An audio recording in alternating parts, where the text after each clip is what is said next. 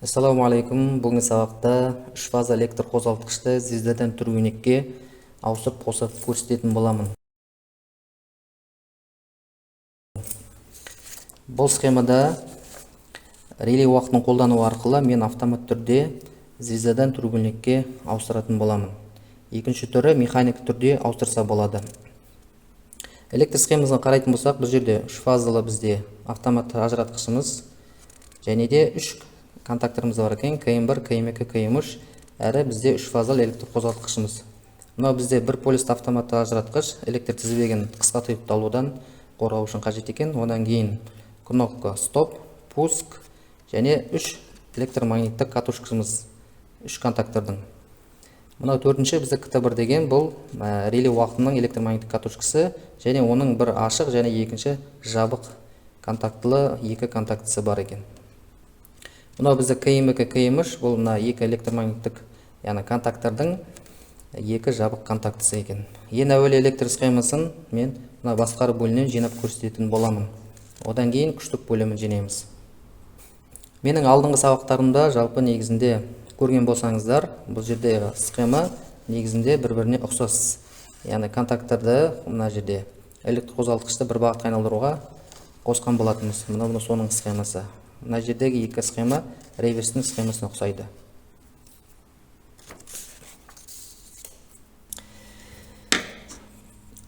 Бұл жерде 3 полюсті автоматты ажыратқыштан кейін менде электр сымы мына бір полюсті автомат ажыратқышқа қорек бар екен. Мен оны мына жоғарыдан алатын боламын. Одан кейін барып кнопка стопқа жалғайтын боламын.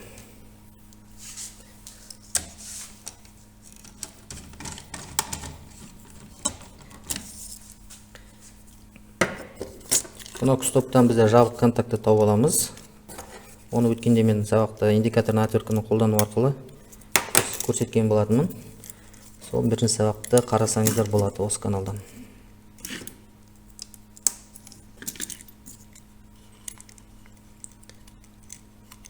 Кнопка стопқа біздер кнопка стоптың жабық контактысына қосамыз әуелі. Мінекей автоматты ажыратқыштан кейін. Одан кейін бар кнопка стоптан шығарып пускқа береміз. Кнопка стоп бізде қызыл түсті, қара түс бізде пуск болады. Жалғадық. Енді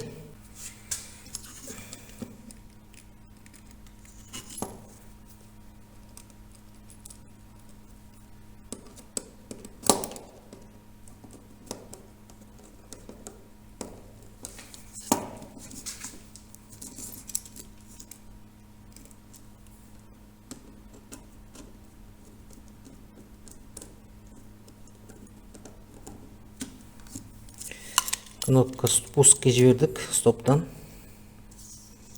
перемечке бердік. Енді пусктен шығарып КМ1-дің катушкасына қосатынымыз. КМ1 бізде міне КМ1, мына үстіне жазылып тұр, міне КМ2 және КМ3 деп жазып қойдым, түсінікті болу үшін.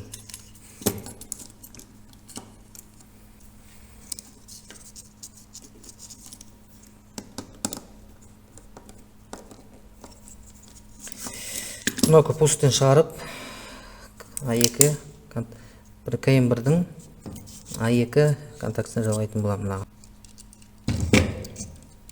Бұл жерде ешқандай айырмашылық жоқ. А1-ге де жалғасаңыз да, А2-ге де жалғасаңыз да болады контактордың.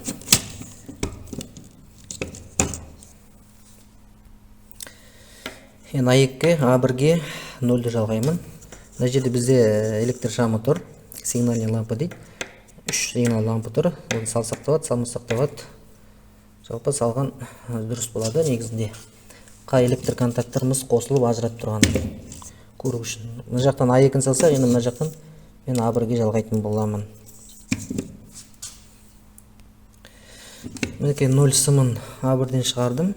А1-ден шығарып енді 0-ге жалғаймын. 0 менде мінекей 3 фаза келеді, А, Б, С және 0. Осыған жалғаймын.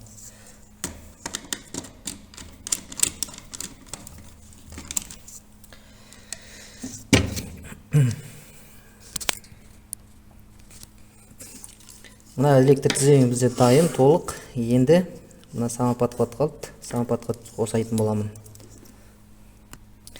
Самоподходқа біз стоптан кейінгі пускпен аралығындағы негізгі клемма жалғаймыз. Мына мынадан шыққан мынаған жалғап, оны апарып біздер мына контактордың ашық контагына қосамыз. Немесе мына сол жағына, немесе оң жағына қоссақ та болады.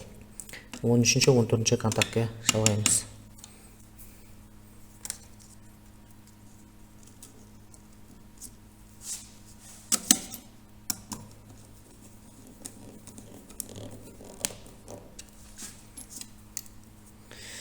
Міне 14-ші контактке жалғаймын. Бұл жерде ешқандай айырмашылық жоқ. 13-ке жалғайсыз ба, 14-ке жалғайсыз ба.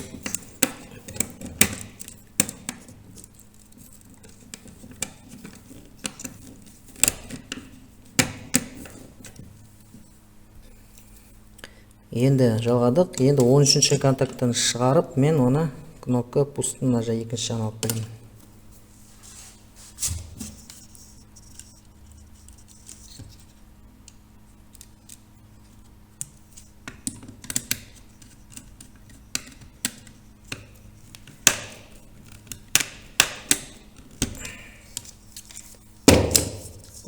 Кнопка пусттан пустке апарамыз. Бұны апарып негізінде жақын жерге мына жерге жалғастыруға болады.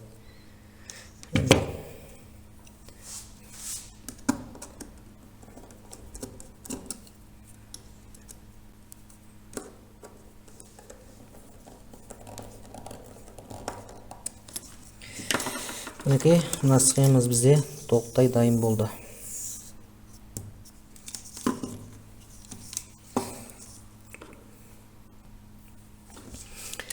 Енді мына жерде кнопка пусттан кейін біздер мына KM3, KM2 және реле уақытына баратын электр сымын жалғаймыз. Яғни KM пустты басқаннан кейін барып бізде электр қуаты, яғни электр кернеуі бізге мына қалған үшеуіне бару керек катушкаға.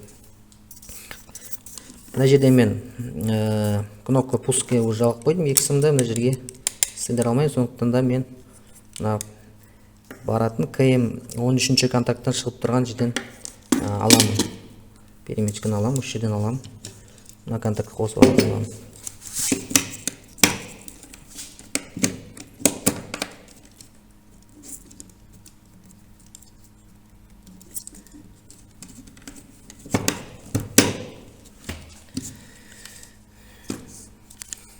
Осы 13-тен алып, енді реле уақытының контактысын алып барам. Бір жабық және ашық контактысы болу керек екен. Соған алып барам. Мына жерде реле уақытын қарайық. Реле уақытын қарайтын болсақ, мына жерде менде бұл релені жалпы мен өткен сабақта қосып көрсеткен болғанмын. Содан қарасаңыздар болады, қалай қосу керек екен. Мына жерде бізде реле уақытында 2007 бізде электр кернеуі беріледі 220 вольт. Одан кейін мына жерде мінекей 8-ші контакт алатын болам. Бұл 8-ші контакт менде жалпы қозғалмайтын контакт, және 5-ші контакт жабық контакт, 6-ші контакт ашық контакт екен. Белгілі бір уақыттан кейін менде 5-тен 6-ға қарай контакт ауысады екен. 8-ші контактқа қазір мен жалғаймын. Одан кейін мына жабық контактты мен оны 5-ке берем. 5-ке 6-ға мына контакт ашық контакт алатын болам. Оны мына жерде мінекей жазып көрсетіп қойды штрихпен. Мына контакт менде 8-ші контакт. Осы 8-ші контактқа жалғаймын.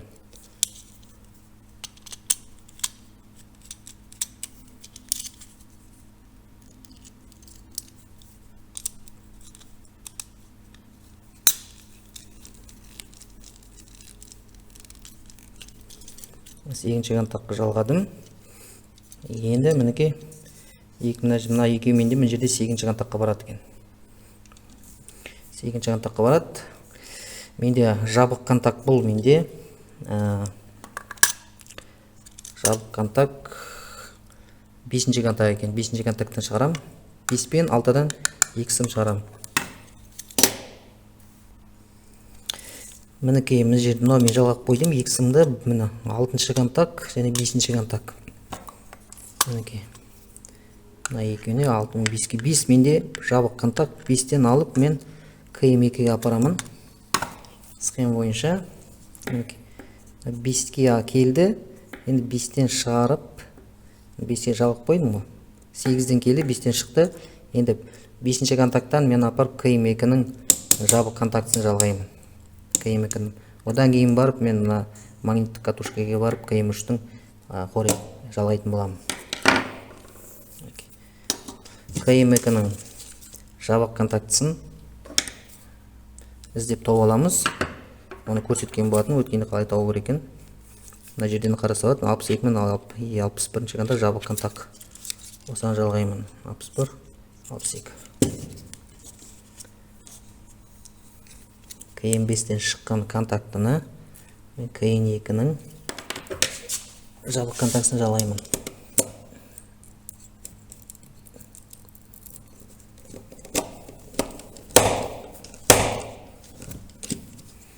Одан кейін барып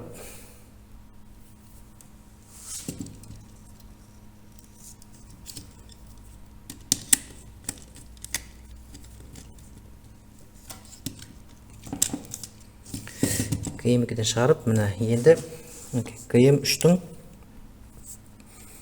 А2 контактысын жалғаймын.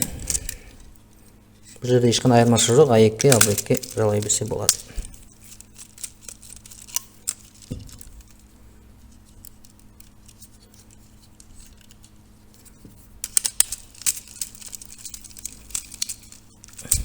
Жалғып қойдым. Енді қалып тұрған 0, 0-ны соңына жалғаймын. Көксімен бәрін соңына жалғайтын ба. Енді мына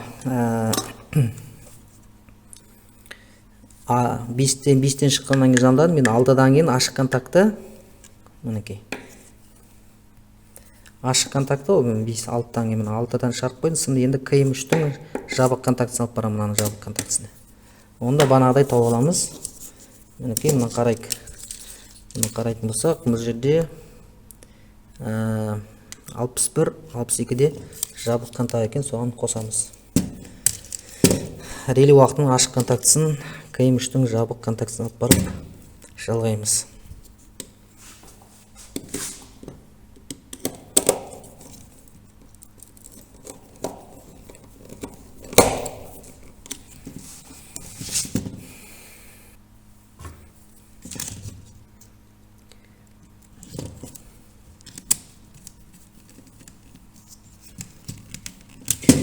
КМ3-тен апарып, оны КМ2-нің А2 контактысын жалғаймын.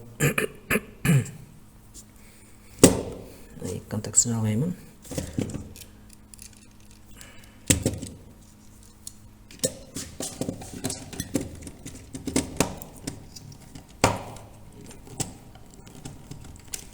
А2-сын жалғаймыз.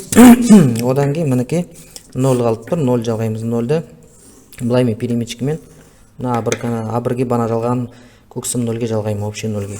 Бізде 0. Менде электромагниттік катушка 220 вольтқа есептелген. Сондықтан мен фазы 0-ге жалғаймын. Ал егерде 380 вольтқа есептелген болса электромагниттік катушка, онда мына жерде кез келген 3 фазының біреуін алып жалғаймыз екінші фазаға. Егерде мұнда фаза А келіп тұратын болса, онда фаза С немесе Б-ға жалғаймыз. Соны ескереміз мұқият. Реле уақыттың менде бітіп қалды. 2 жалғадым. Енді қалып тұрған, мен мына жерден 8-ші контакттан переметчик алып, оны мен реле уақытының катушкасын жалғаймын. Мінекей мен 8-ге жалғадым. 8-ден алып, қазір мен жақын контакт жалғаймын. 2-ге немесе 7-ге жалғаймын. Бұл менде 8-ден фаза аламын қазір.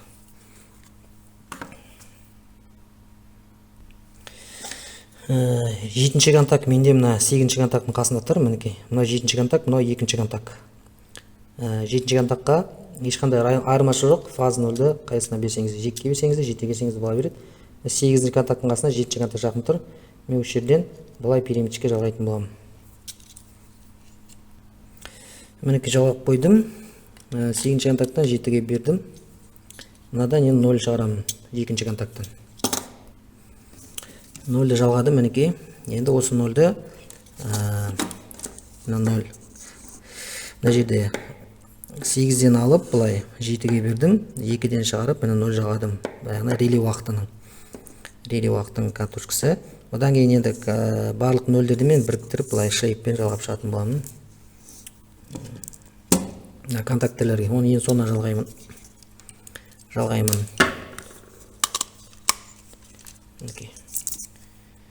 Енді мен тек қана 0 қалып тұр екен ғой, тек қана 0 жалап тастаймын онда. Мына жақтан A1 контактілерге мен бүйтіп шлейп беріп, общий 0, мына жалпы 0-ге жалғаймын.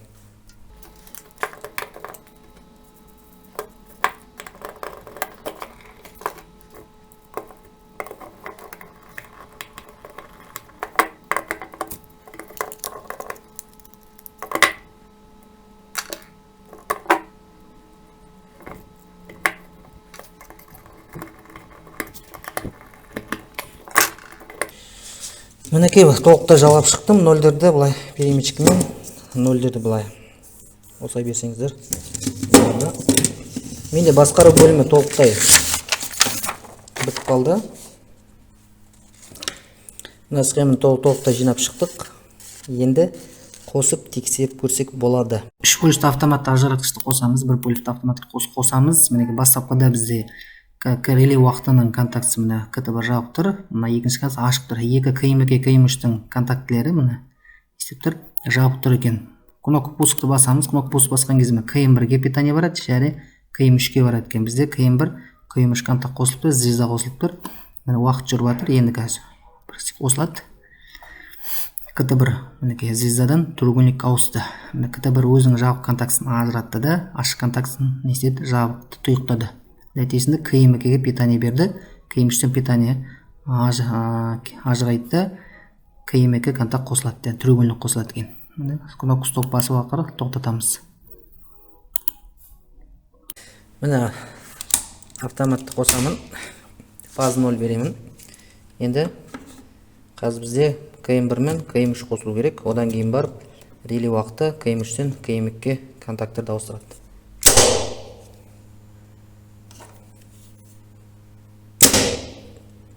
Мінекей КМ3-тен КМ2-ге ауыстырды екен.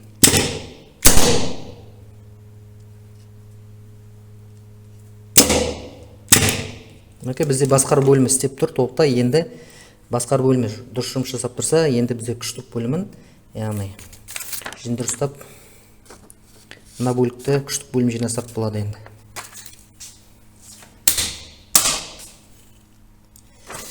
Енді күштік бөлігін қарайтын болсақ, 3 пульсті автоматты ажыратқыштан кейін 3 фазны А, Б, С, КМ1-ге жалғаймын. Одан кейін барып электр қозғалтқышқа КМ1-ден шығарып қосамын. Бізде треугольник жасайтын, бұл жерде треугольник жасайтын бізде мына КМ2, звезда КМ3 жасайды. Енді бұл жерде мән беретін жағдай, біз қараймыз. Мына жерге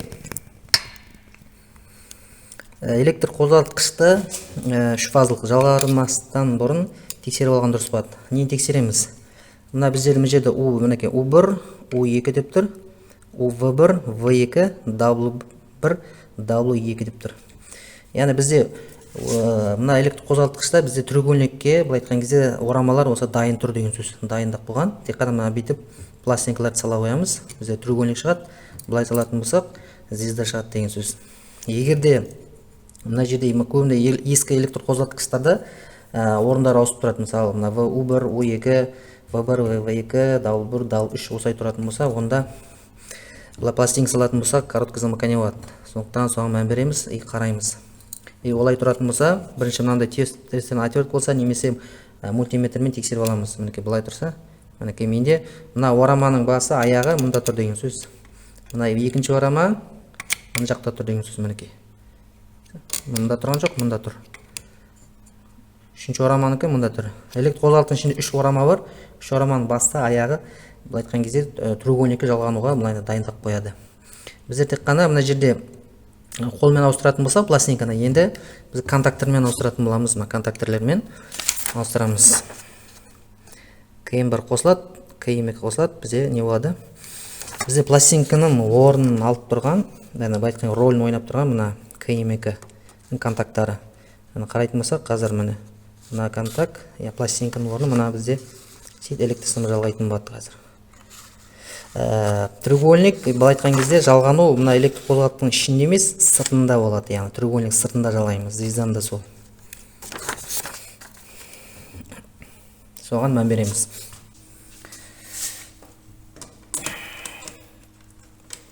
Үш фазалық питаниямызды аламыз. жалғаймын.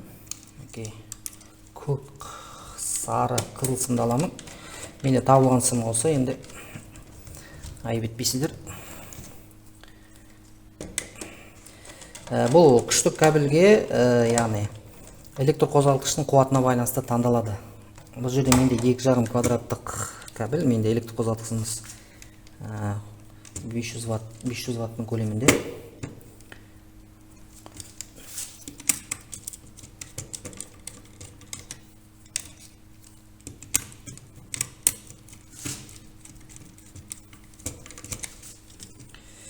Фазаны жалғаймыз контакторге.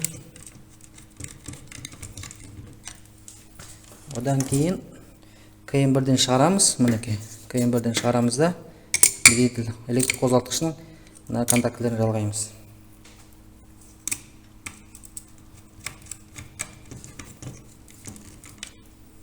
Жалғаймыз. Бұда қосатын боламын.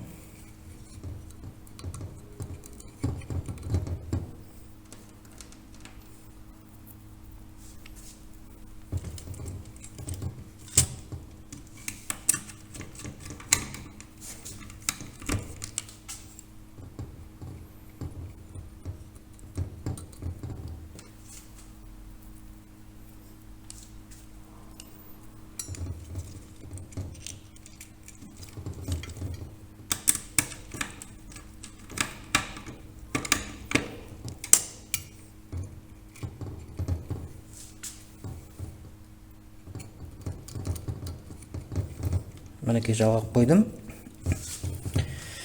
Көрініп тұр деп ойлаймын. Осы жерде түсінікті деп әрі жалғадым. Бұлай КМ1-ден шығарып, енді электр қозғалтқышынан шығарып, мен КМ2-ге жалғаймын. Мынаған жалғаймын.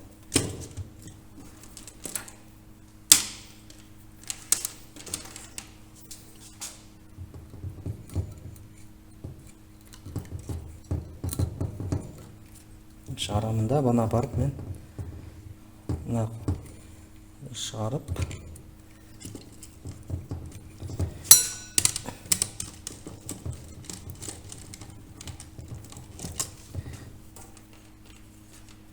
екінші сары сымды аламын да екіншіні шығарып, мінекей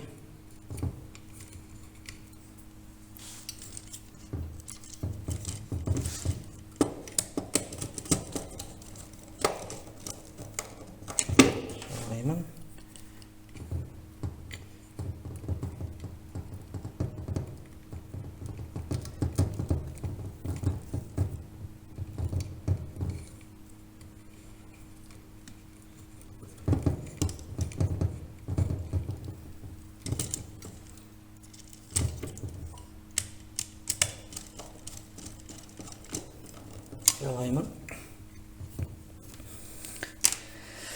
Мынаны жалғадым. Дәлмеде жалғаймыз, ешқандай мына жерде ауыстырмаймыз контактілерді, фазы, бұны, цыны орын. Міне автоматтан шығады, КМ1-ден өтіп келетті. Мінекей мына жерде клемма бар, клеммадан шығып, міне тікелей жалғанады осылай. Одан кейін мынадан шығарамыз да қазір тікелей қайтып өзіне алып барамыз. Айтқан кезде бұл переметчика бізде. Екінші дәл фазы бұнда сол шығарамыз да, міне дәл алып бөліп жалғаймыз. Фазы цынында мінекей дәл КМ1-ден өткізіп, электр қозғалтқышқа жалғап, одан шығарып, былай алып бөліп, КМ2-ден өткізіп, қайдан алып бөлеміз. Мінекей, жалғанып тұр, енді жалғайын былай. Бұл бізде треугольниктің схемасын айтқан кезде жалғап жатыр. Треугольник.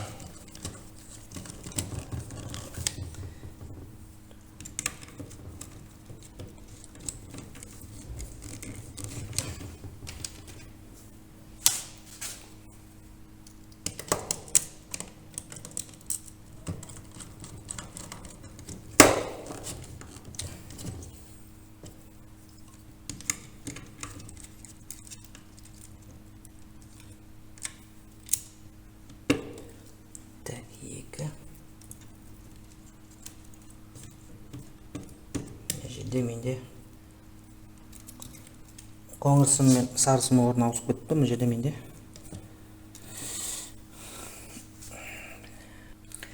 сары сым мен қоңыр сым орындары ауысып кетті. Бірақ ештеңе етпейді. Бірақ та түсінікті болу үшін мен орындарын ауыстыра қояйын.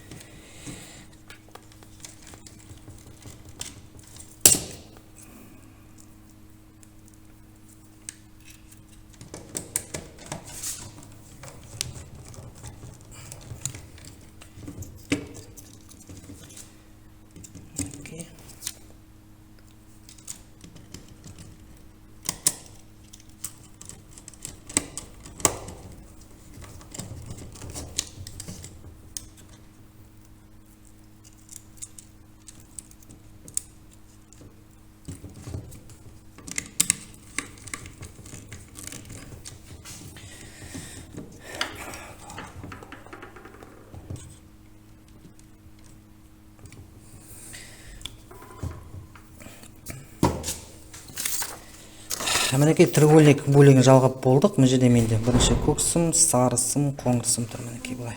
Сары сым, көк сым келеді, былай толығымен келеді де көк сымға жалғанады. Міне. Яғни түспен көрсетіп қойдым. Сары, қоңыр, көк деп. Мына жағы түсінікті деп ойлаймын ешқандай. Енді бізде звезда қалды. Мына звезданы жалғаймыз. Ол ешқандай қиындық тудырмайды. Мына жерге переметчик саламыз. Одан кейін мынаған былай жалғай қоямыз. 3 фазаны. Так, мына жерде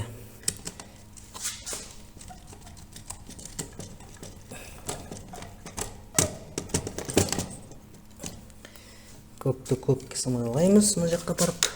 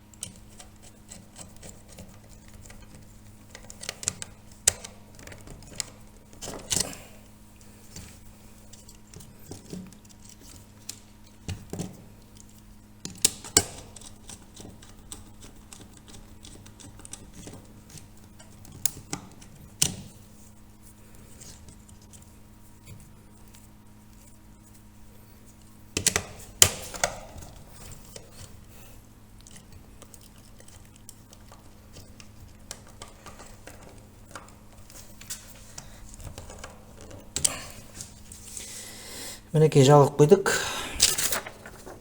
Мына бөлікті мына былай жалғаймыз. КМ3-тен КМ2-ге былай тек қана қоса қоямыз. Одан кейін мына жерге қазір былай перемешке жалғаймыз. Мына жақ бөлігіне.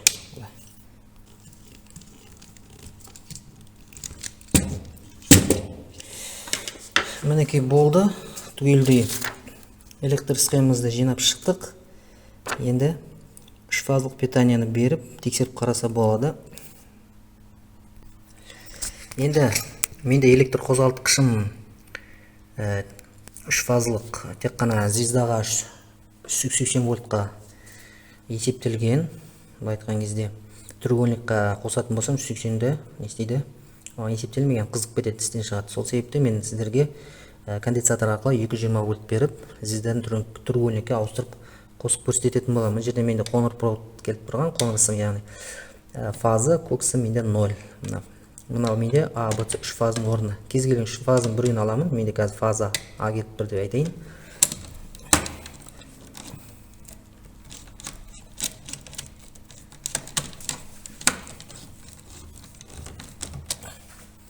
Мен оны ортасына жіберемін фазаны.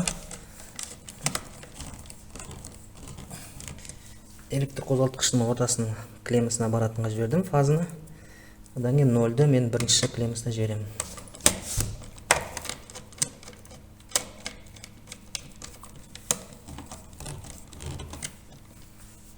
Мен перемечке беріп атым.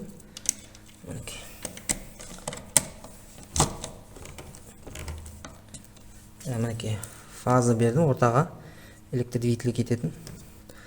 0 бердім, 0 мен фаза бердім. Енді мына жерге мен конденсатор жалғаймын.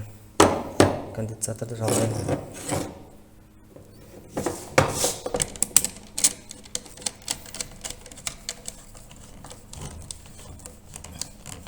Конденсатордың бір бөлігі мына жаққа бос тұрған клемма азанында жалғап баратын жалғадым. Енді конденсатордың бір несін сымын мен неге жандайым, фазаға жалғаймын, фаза сымына.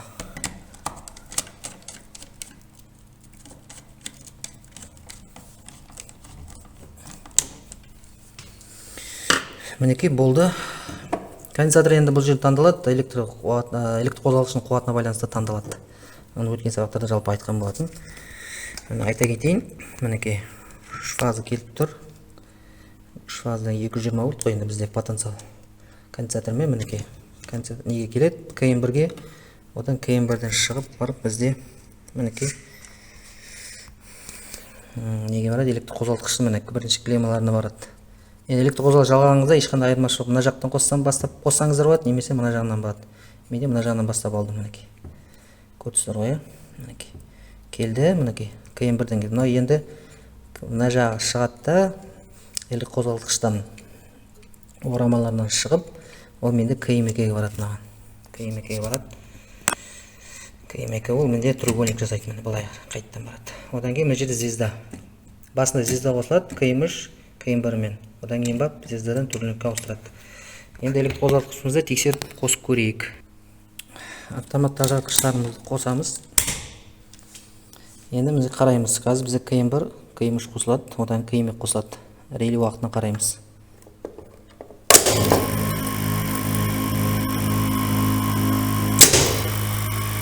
Мінекей звездадан треугольникке ауыстырамыз. Тағы қосып көрсетемін.